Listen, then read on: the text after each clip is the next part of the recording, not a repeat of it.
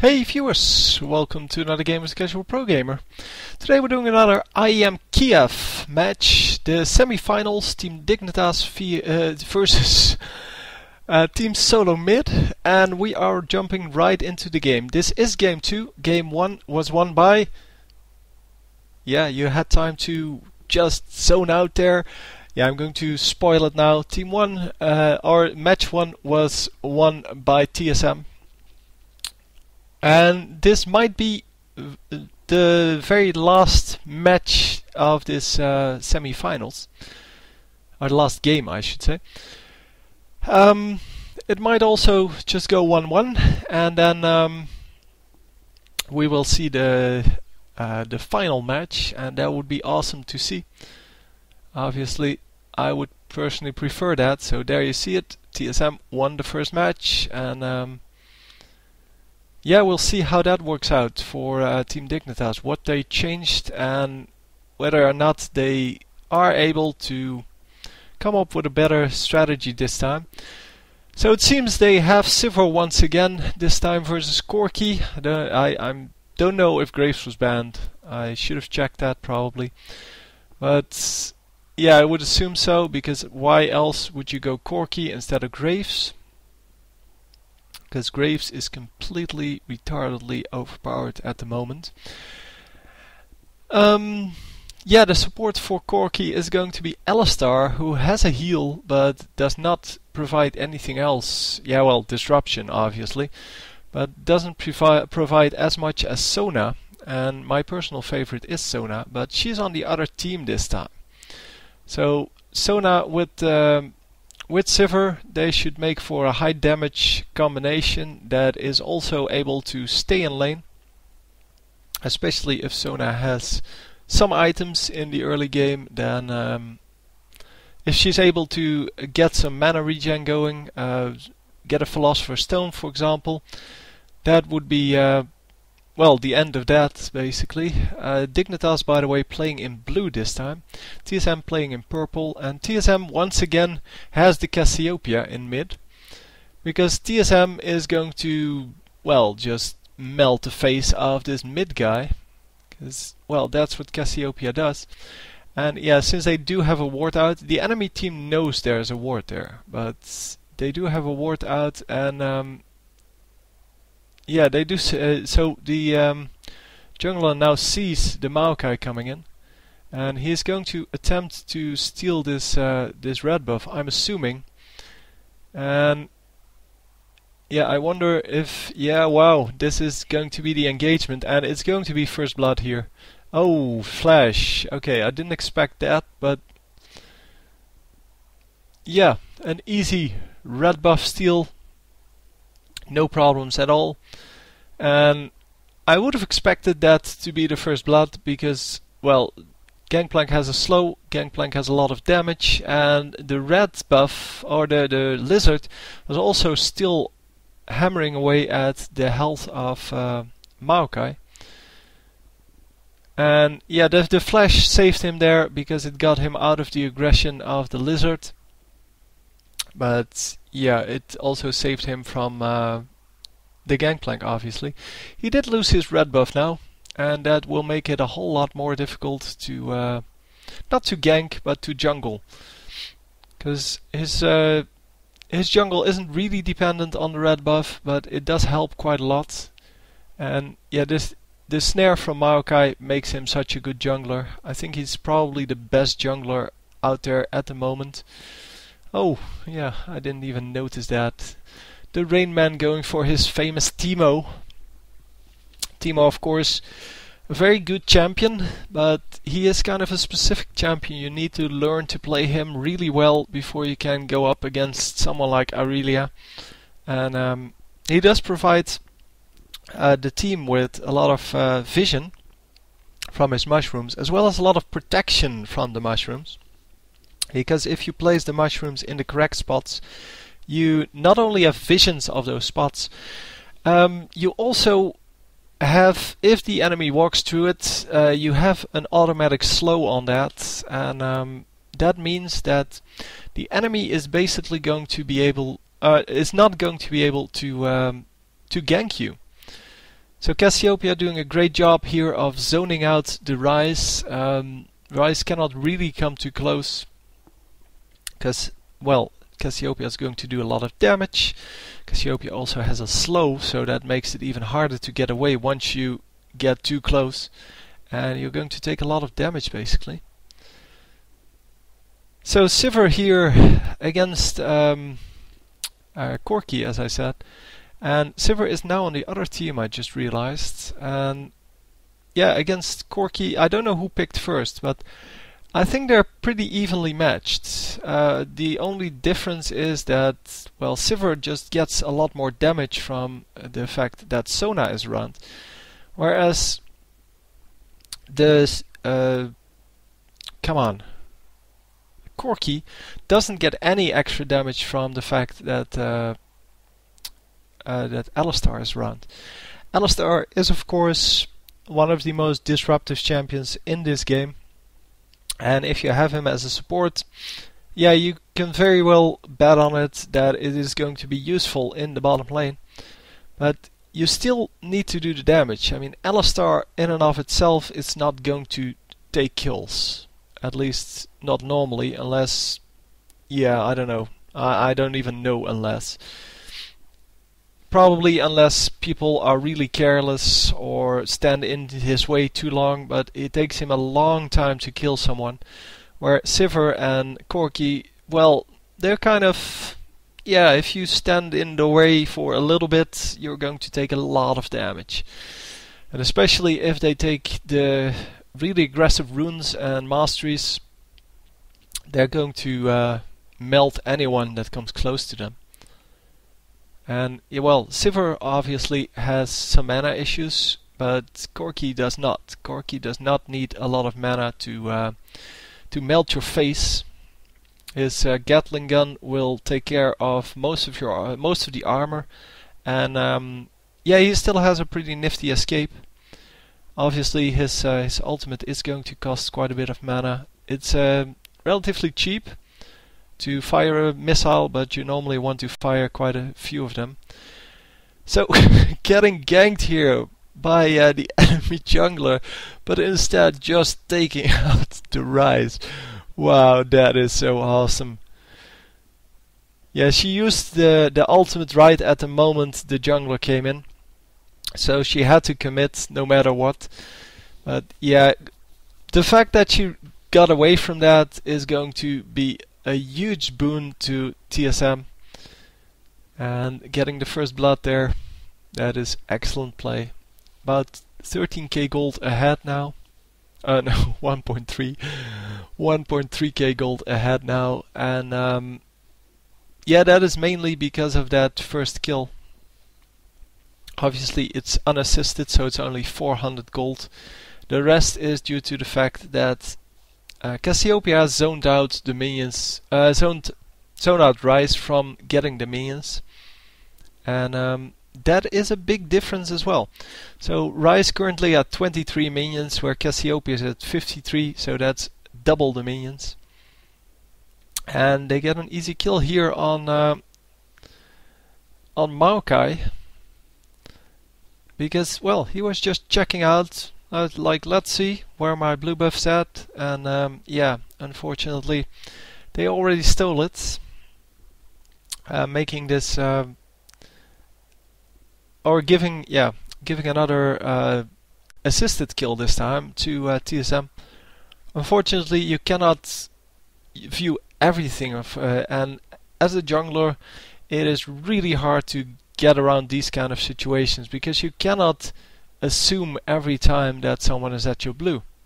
You're going to have to run in blind sometimes. You cannot CV everywhere or place wards everywhere. That's just the way the game works, and it's unfortunate for him that he kind of ran into two enemy champions. But it is just the way it is. Nothing he can help, or nothing that can help him there. He is going to get his red buff, and this time nobody waiting in the bushes. Although the last two times he checked the buff, there was someone in the bush. First of all Gangplank, and now secondly the Teemo. Well, oh no, that's Gangplank with Teemo. Teemo getting the eventual kill, but well, Gangplank did some damage as well. So Teemo is now up 77 to 78, so that's equal. He does have a kill because, well, he helped with stealing the blue buff. And yeah, although that's not actually an advantage to him, it is a big advantage to the team. So he lost a couple of minions because of that, but that's okay. I mean, you're trading it for the greater good of the team. So you are going to lose some minions, but well, he was ahead anyway, so it doesn't really matter. And Teemo now getting focused here by Irelia. Irelia being really aggressive, but is it actually going to work? Because it seems that Teemo still has plenty of stuff to get out of that, and indeed is going to escape with about 30% health left. And yeah, nicely played. He did have to expend his flash there, obviously. And he did lose at least one mushroom, I think. Or is he still not level 6? Yeah, he's level 9, so... I don't see any mushrooms on the map, by the way. But yeah, there might be mushrooms somewhere, just hidden. Just so I don't see them. Yeah, that doesn't really matter whether I see them or not. I'm pretty sure he had them up and they helped him escape here. And there's another ward going down just to prevent the ganks, and there's the mushroom. Unfortunately, he couldn't stop the teleport there. I really are getting the kill on Reginald, but Reginald then killing Ryze. And I forgot the name Cassiopeia, which is why I used Reginald. Yeah, that's just completely stupid, but I keep forgetting these names because I just don't get to comment on the same champions enough. Well, with 91 champions out there, it is hard to kind of come up with every name and every skill name at a moment's notice. And Sivir getting really low here, and yeah, still staying in. I don't know why she was this aggressive when there were two enemy champions and, well, they were both just hammering away at her. But I guess that's her choice. I really are starting to wait here a little bit for her minion wave.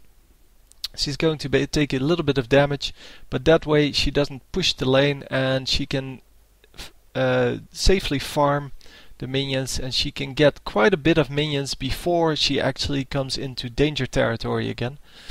And by doing so, she can get an advantage on Teemo, which, yeah, it may be subtle, but it does work. Teemo currently at 103, Irelia at 95, so about 10 minions behind. And if she can keep doing this, she's going to get about 3 waves worth of minions. She's now working on her second wave, but eventually the minions will push because she is last hitting and the enemy team is not.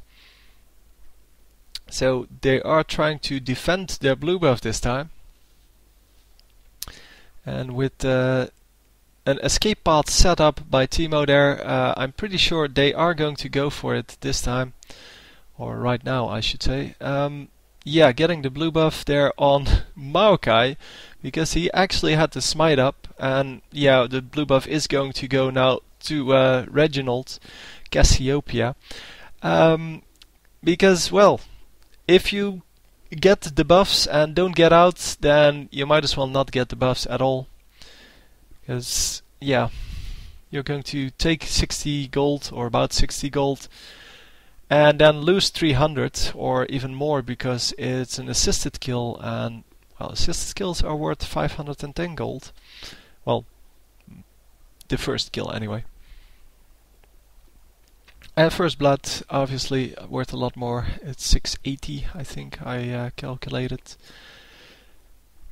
Anyway, Sivir versus Corki here, and Corki, yeah, able to not use a spell or use one of his ultimates. So no mana for Sivir. She still has plenty of mana, so it's not a big problem. But still, it is. It would be quite nice for her to get that. Obviously, you can only block one spell, so if Corki would have just spammed his ultimate, he wouldn't land the first one, but he would land the Q and the rest of his ultimate shots. And obviously, it is really hard for this bottom lane to deal with that spell shield, but fortunately for them, the spell shield only comes up every, well, I think it's 12 seconds or something like that, so they can spam plenty of spells in between that. And especially if Sivir uses it on, well, anticipating one of the spells, because then you can see when it times out and you can just spam spells right afterwards. And otherwise, you're just going to lose your first spell, assuming that Sivir is actually paying attention, and blocks that. So Sivir now getting really aggressive on Corki, and that actually works out because, well, with 3 versus 1, why wouldn't it work out? But she used her ultimate for that, and yeah, although it's a great use of the ultimate, it is still, yeah, you still used your ultimate, basically. And the turret going down here to the Rain Man, tanking a few turret shots, but that's okay. And TSM going to take another dragon. I really wish they had a counter on that, so that I could see how many dragons each team took. It seems that this is the 3rd dragon, no, the 2nd probably. I'm not sure. Because, well, they have a counter for the turrets, but the turrets really don't matter at all. I mean, I can see them. I can see that TSM still has all their turrets, and that top turret and middle turret are gone for Dignitas. So, why even bother making a counter for that? Anyway, that is 300 gold per person just for the turrets, so that's 1500 gold right there. And since the overall is only 8k gold,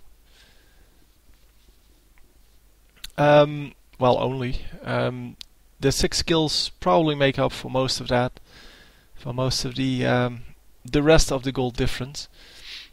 It seems more. It seems like TSM is dominating this match quite handily, and yeah, 7k gold just doesn't sound like that much. But it is quite a lot, obviously. 7k gold would mean that you have 2 more Warmox armors on your team, and that is huge.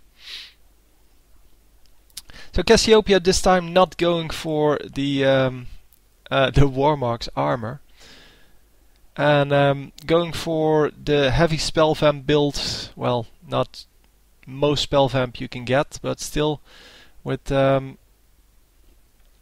spell vamp on the Will of the Ancients, she is doing pretty well. She can buy another Hextech revolver, and that would max out the spell vamp possibilities. And by doing so, she would actually be virtually unkillable. And then she could, I guess, go for something that increases life gain. I forgot what the armor is called. It's the one that has cooldown reduction and magic resist, as well as, well, it's always used on Warwick. Forgot what it's called. But it's a really great thing to have if you have a lot of spell vamp or a lot of lifesteal. At least I think it works that way. Anyway, Teemo is going to take down this turret, and is going to take down Aurelia right afterwards. Because, well, he's Teemo, man. Teemo rules! Now Teemo had Phage, and you could see that the Phage hit on his first attack there, because Aurelia was immediately slowed. And that is quite lucky, to be honest. But he is probably going to build that into the Frozen Mallet. Frozen Mallet is going to provide him with a slow on every hit, which is excellent, of course. And Teemo now going to give the blue buff to Cassiopeia. and accidentally takes it himself. That is not good. Cassiopeia really needs the blue buff. She now has to go home to get more mana. Or not has to, but I guess she wants to. Because she wants to buy her Rylas Crystal Scepter, which gives her a slow on virtually everything. I mean, it gives her a slow on every spell. And since most of her spells are multi-target, yeah, that is not going to be the biggest slow ever, but it is still going to be significant, because if she slows you, then you're going to take a whole lot more damage, because, well, every second you stay in her range, she's going to be able to pound you with her Qs and Es, and yeah, she's going to do damage, or a lot of damage to you, and since she's the highest AP DPSer in the game, the highest amount of damage per second for an AP caster, that is, yeah, it is very good to have a slow on someone like that. Obviously, with the stuns on the team as well as the Gangplank slow, that is going to work out for them in the team fights. And combining Teemo with Cassiopeia is kind of funny, because the requirement for the E of Cassiopeia, where someone needs to be poisoned in order to have the reduced cooldowns, that also works with the poison that Teemo brings to the fight. So Cassiopeia doesn't even need to hit her Q or her W, I think that is.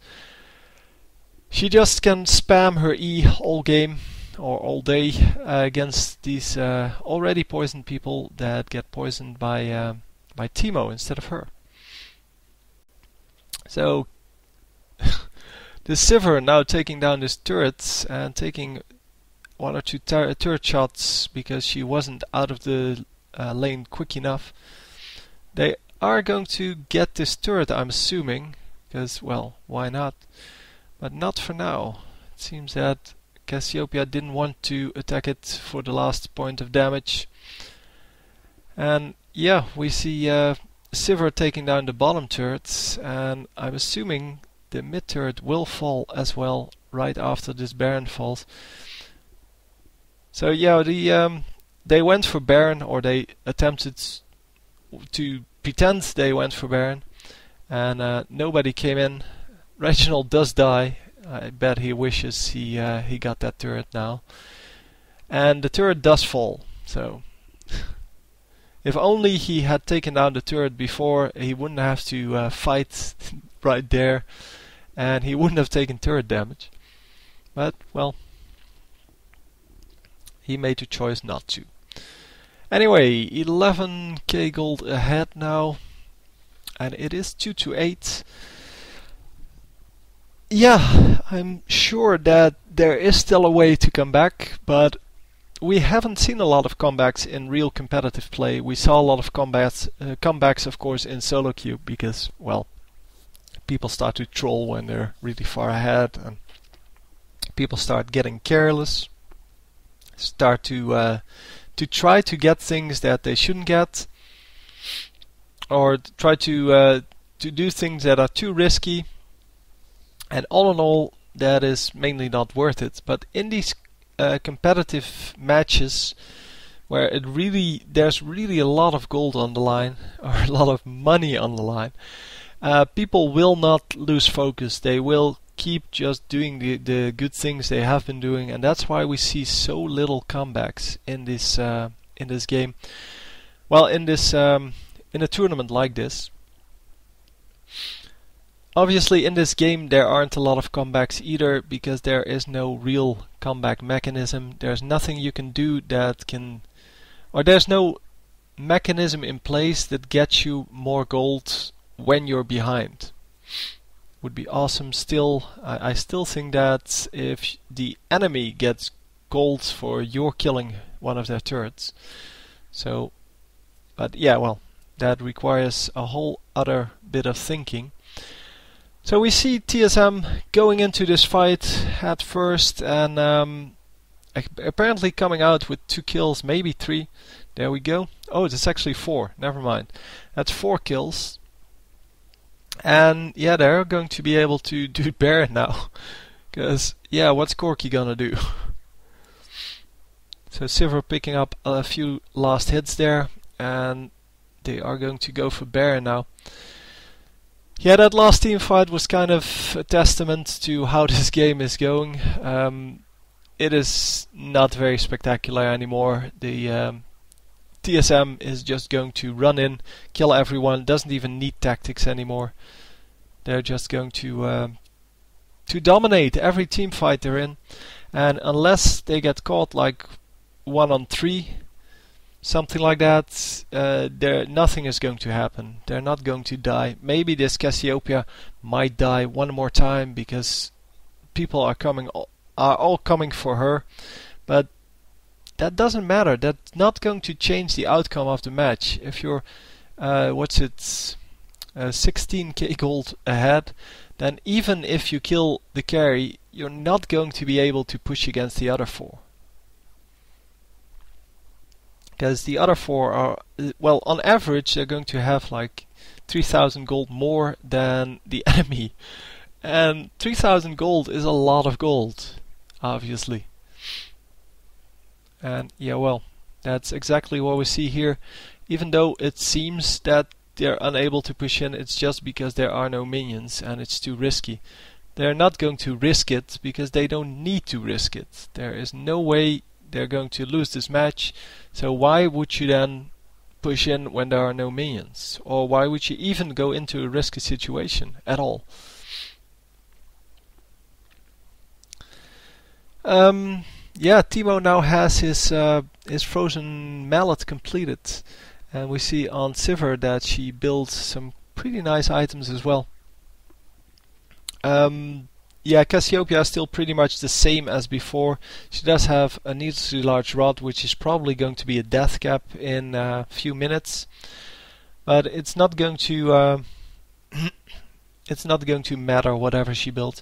Ryze has some pretty nice items as well, but is way behind in the amount of gold, because he has 134 minions, where Cassiopeia has 260. So yeah, she basically zoned him out completely out of every bit of minion.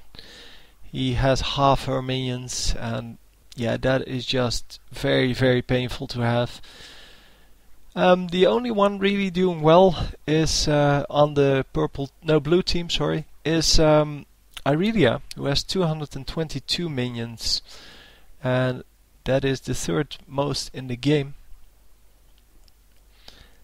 The 1 and 2 are obviously on the other team, but she has a nice, a slow and some additional armor and, well, some nice damage basically.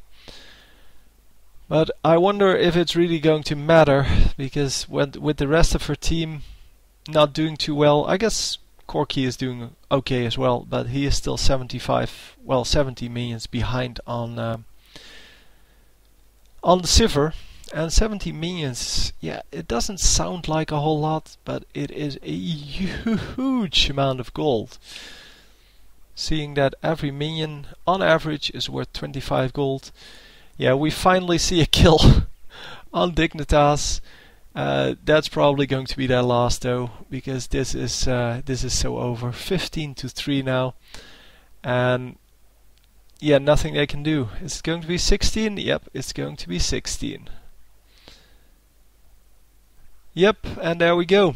So picking off only 3 champions and only 1 in the previous match.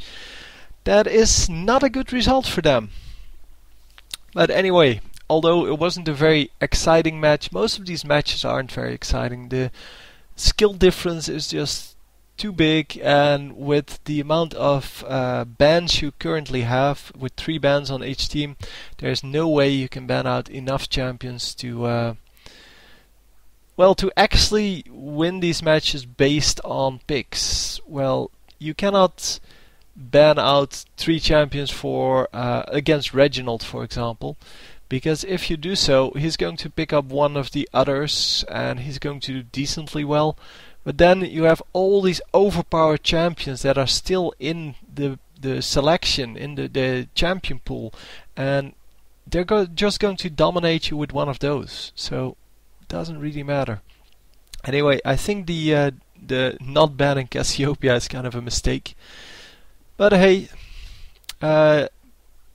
yeah, Reginald is very good with a lot of champions. Cassio is definitely his best champion, but he's very good with Kassadin as well. No, not Kassadin.